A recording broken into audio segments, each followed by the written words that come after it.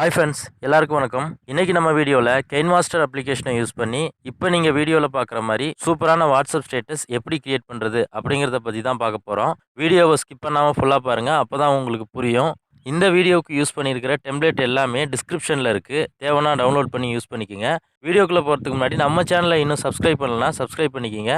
கூடவே பக்கத்துல ஒரு பெல் பட்டன் இருக்கும். அந்த பெல் பட்டனையும் கிளிக் பண்ணிட்டீங்கன்னா நாம போடுற எல்லா வீடியோஸ்க்கும் உங்களுக்கு ஒரு நோட்டிஃபிகேஷன் வந்துடும். ஓகே ஃப்ரெண்ட்ஸ், வாங்க வீடியோக்குள்ள போலாம்.